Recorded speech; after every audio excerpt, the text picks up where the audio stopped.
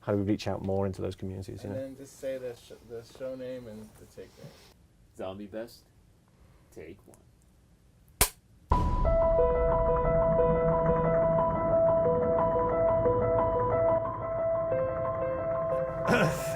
Let me try again. So, anche io sono convinto. Nice one. Ok. I'm sorry to the Italian people for destroying your language there. Ciao a tutti ragazzi, sono Zoest e sono qua quest'oggi in questo video un po' particolare, decisamente speciale, con una persona importante che sta capendo tutto quello che sto dicendo. I'm not talking. You're showing me how slow my Italian is. Well, you go to speed, man. You go for it. Yeah, e quindi lo intervisterò, lui è qui per essere intervistato, gli ho preparato delle domande qui, some questions for you. Awesome. Okay, I'm not sure you can answer all of these. Give it a go, let's try. Okay. What is like to be the man behind the wall, zombie story? Do you like what you do, of course? I love it. I love it. Every day is an absolute joy. I mean, you gotta remember as a kid, this is all I dreamt about. Like, I started programming, I was an engineer first. I started programming when I was about 10 years old. And all I wanted to do was work in the games industry. Which language? So, it's a good question. So when I started with C. Okay. And then I learned BASIC. And then I learned Pascal. And then I learned Fortran. And then I did C++. And then, somewhere in the middle of that, I did 8286 assembler, and then I did RISC 68, you know, and started learning it. And I got really obsessed and started learning like Java. Yeah, at university. But I just used to kind of absorb that stuff up. And so it was always just a dream to get in here. And it's interesting, in the games industry, you can go through different places, and I was very blessed on coming to Treyarch. And then, I don't know about you, but when I was at school, I always dreamed to be surrounded by people who were passionate and talented and just as enthusiastic as I was about the stuff I was interested in. And I'd been around the games industry and done some fun projects, but I came to Treyarch and I was like, these are all the people that I've always wanted my entire career to be around. And this team has been together for a very long time.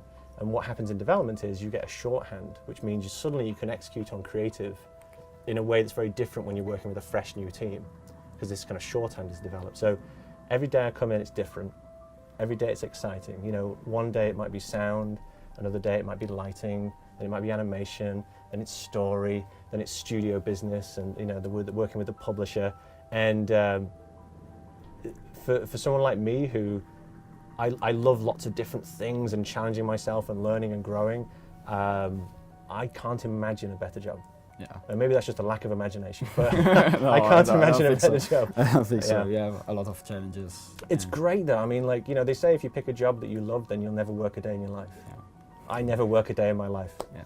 You stay here late in the evening sometimes? Yeah. Oh, it's you know, I was terrible at school. You look up at the kind of clock and, you know, it's like just moving like that. I look at the clock and suddenly it's whatever time at night, and I'm like, where did the day go? Where did the day go? Because it's so much fun. So much fun. That's important. That's important. I know people say that, but it's actually true. It's actually true. I love it. I absolutely love it. Do you regret some choices you made? I mean, never live in regret. Never live in regret. No. In zombie story to. You always want to. Here's the thing, right? You let me use another painting. This is going to get turned into memes at some point. Paintings are never finished. You step away from them, you leave them. Same thing with games, same thing with narratives, same thing with game design, mechanics, build layout. You're never finished. You're never finished. You just have to walk away from it. So, do I have regrets? Sure I do. But I'd still be tweaking COD 3 if I had my way. But that's something that kind of comes with the maturity and working in the industry and working on multiple products for many years, is you just learn that you can only do so much, and what you're hoping to get through is a spirit and a love and an energy, and hopefully that comes through to players when they're playing your game. You know? Yeah. DLC 5. Yes. The community has been asking for this for a long time. Okay. And now we finally reveal it. Well, here's the thing. So it's not a DLC 5. It's not DLC 5. Well, here's the thing, right? So And I tried to say that on the stream, but I'll just kind of clarify this, right? So our season pass was 4 packs. No. That's what our season pass was, and is. I think I said that on the stream. This is something else. So I know everyone in the community says, "Oh, DLC 5," you know, but just to make sure there's no confusion about it, you know, these are the 4 DLCs. This is this extra thing, and this is a special thing. I tried to kind of say that on the stream, which is this is separate to all that, but I feel kind of complements it and then makes the game the definitive offering for zombies. Yeah. So you started to think about this DLC later than DLC 4. I mean, no, it's like we were thinking about it, you know, kind of Zetsubo time, kind of, you know, we were even chatting about it, like, we were chatting about it even at kind of Horizon Draft, but it really started to kind of like, yeah, you know, really kind of building some momentum by about Zetsubo. Yeah. Started talking about it. Yeah. And again, it was, I used to be an executive producer, so my old job used to be looking at schedules all the time. So that helps for being a director, by the way. So when I was looking at it, I was like, this actually lines up really, really nicely. And it's something that the fans have wanted for many, many years. You know, it became a meme almost in the community about, you know, DLC 5. And I was like, oh, we could actually do it this time. You know, because it's never not of a desire of doing it. It's just you know, does the scheduling make sense? Does the staffing make sense? And it did this time, so we thought we'd capitalize on it. Yeah. The community loves you. I know that. Okay. Thank you. You have a lot of fans all over the world. Thank you. I'm one of them. Oh, thank you very much. Sometimes I'm gonna blush on camera now. And sometimes we even make fun of you. Yeah, You know? yeah. Yeah. It's a harsh life. I have here. Here's some pictures of me making fun of An Italian. It's the motherfucking Eagle Double G. Snoop Dogg. Okay. Well, you. You have to translate for it me. says this. Oh, Jason, say it, please. And then it's your face with DLC 4. That's fantastic. Why do you this. why do you YouTubers keep on getting the worst kind of still frames of my face? Well, this Is this the good one? That's the good one. What you're saying is, Jason, you do not have a face for camera. That's what you're telling me. I would like you to say this, even if it's not DLC 5 as you told me before, with the same face on camera. I don't think like, what's this one? Is this like? I can't do it. It's my smug face, isn't it? I can't say that, so I'm going to say. It's not DLC 5. I'll do the Zombies Chronicles. Confirmed. Confirmed.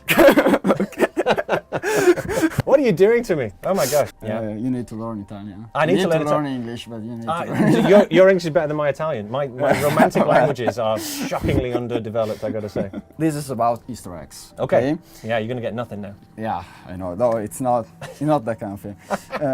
Have you ever watched a live stream, about the main Easter egg when a new map was out, about the Easter egg hunting, you know? I try my best not to, but I do every time. Oh. I try my best. So we have the guys, the producers, the guys who worked on the maps just live for it. Yeah. You know, I said when you guys kind of we had lots of YouTubers turning up, and I said that the guys in the studio were more excited about you coming here than you're possibly excited to look at this stuff.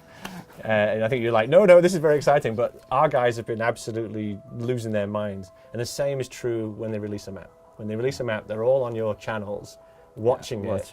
Going, come on. It takes every kind of inch of their nerve not to kind of go into the chat and go, have a look there, it's behind that thing. Yeah, that was the next question. Have you ever leave a comment on a video with maybe a fake account? I have not. Advices? I have not. No, I've not. I for good or for ill, I keep off social media. Okay.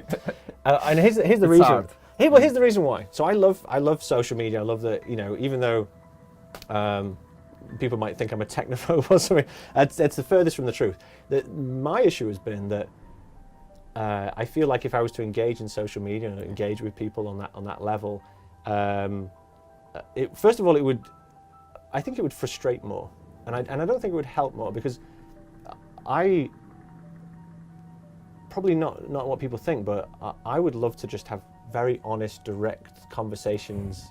Hopefully you're seeing a little bit of that when I'm chatting to you guys behind the scenes, but I'd love to do that more than anything. Sit down and go, let me tell you about this fun stuff. Let me tell you about all the work that people have been doing and all this exciting stuff. But I can't. I'm not allowed to do that. Because, not that I'm not allowed, but I just think it would ruin it for other people in the community. So I keep away from that stuff. because I also wouldn't want a channel that's just sitting there and then you're not getting anything from it. So yeah, I try and stay away from that stuff.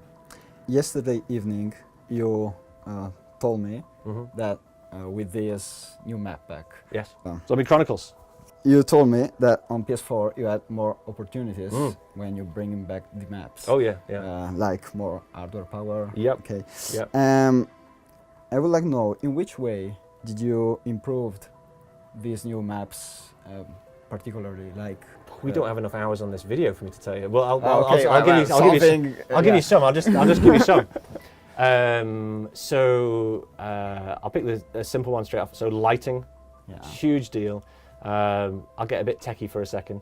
You know, originally when those maps came out, you could only have something like 2 primary lights affect a surface. A primary light is like a shadow casting light or a light that does illumination on the surface in a certain way. You can only do 2. And that's because we had a forward renderer back in the past. Getting a bit techie, I'm sorry. Black Ops 3, we have what's called a deferred renderer. As a deferred renderer, it means you can have infinite light sources, if you so wished. You never do, because that's really bad lighting. Okay. But what it means is you can really kind of play the mood. You'll see things like kind of God rays that are actually procedurally done now. So in the past, we used to do particles to simulate that stuff. Now it's about place a light, and if there's any kind of occlusion in the way, it generally kind of creates the lighting, right? So you can really play with mood and lighting in a way that you couldn't play before. Sound, you know, the resolution of those sound files are a lot higher. You've got more channels you can play with now. You can now put more bump triggers on things and step triggers. So you'll have noticed in like Shin and Numa when you're walking along or a Nacht, you can hear the glass break under your feet as you're moving. You guys are kind of playing on with headphones, but we mix for a surround sound mix, and if you listen in a surround sound setup, it'll just blow you away. The resolution of the audio, the number of channels we're now pushing, incredible. AI, more complex pathing algorithms, spreading variables to do with the kind of lag, so that we make it so it's not so easy. You can just train everyone every 5 seconds. What else we got? Draw distances, texture resolution, model resolution. Spawn flow, spawn management. We can now do more aggressive kind of culling and spawn flow, so that we can keep the pressure on you and move you around. Obviously we have the gobblegum system implemented in there as well, which allows kind of new people or experts to explore and do different kind of techniques when they're playing the maps. Rebalancing and re-implementing all the new Black Ops 3 weapons into there, etc., etc., etc. You can see all these things when playing. It's totally different. It's the same map, it's the same game style, but how do we keep different. That's it. It's like, how do we keep the spirit while also kind of reimagining it for a new generation and for a new kind of audience of people as well. One more question. Okay, wait. Take the good one. I take a good one. These are good ones. Wait. The last question. Yeah. Okay. I'm a PC player. Okay. I like mods. I really do. Excellent. Hopefully enjoying the mod tools. Yeah, I do. Okay. I can make maps. Nice. No, you can't. I Oh. can't. Oh, you can't? No. I tried on World at War, but it was not easy. So. No. I will maybe one day. Well, the tool got a little bit more powerful. We got more fun stuff to play with in the new stuff. Have you heard about Radiant porting for Black Ops 1?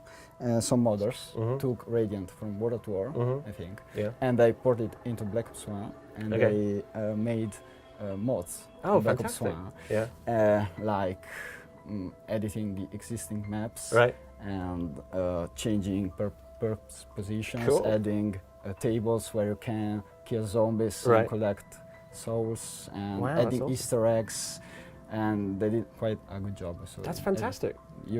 I didn't know about it, but I mean, sure. we were kind of consumed with the fact that how do we, and it was a real big deal for us, which was how do we give our PC fan base, some real kind of juicy stuff. And so the guys worked again incredibly hard, because we have tools that Radiant, how we make it, how we work on it is it's very much for developers. Which, what does that mean? It's not particularly pretty. It's got some harsh edges to it. When you have professionals working on something, it's like, the difference between a professional grade, let's say, movie camera. You have certain kind of trimmed down stuff that's about professionals using it, and then you've got the commercial grade one that's just a lot more easy and user friendly. So we have to take it and try and rub off the hard edges and kind of put it in a shape that the community can use it, and that was no small feat. So we were very proud of the fact we could get it back out because it's been such a long time since World at War. And hopefully we're going to see lots of kind of fun maps from the community and the PC guys, because that's why we did it. We wanted to kind of allow kind of the next generation of content creators to come through. Like World at War, it's still alive, it's still played, and there are still a lot of custom maps coming out. I want these guys to learn this stuff, play with this stuff, and then send me their resumes. Because that's the thing, right? You know, it's training a new generation of how to deal with you know, modern development tools, and we're always on the lookout for talented people. Okay, so I think we're done with questions. So, grazie vecchio. Prego. Hey, that's my one word in Italian. Say it again. Prego. Oh, okay, nice. So thank you again for all your time. My pleasure. For your for zombie mode. Thank you all the studios, all the team. Awesome. Everyone. If it wasn't for zombies, I wouldn't have friends that now I met playing online, fantastic. So Yeah. thank you. My pleasure, my pleasure. Lasciate tanti like a questo video, commentate qua sotto e mi raccomando iscrivetevi al canale se non lo siete già, e lo ringrazio un'altra volta per il suo tempo, per la sua partecipazione. Da Zombie, quindi è tutto. Stay Convinti.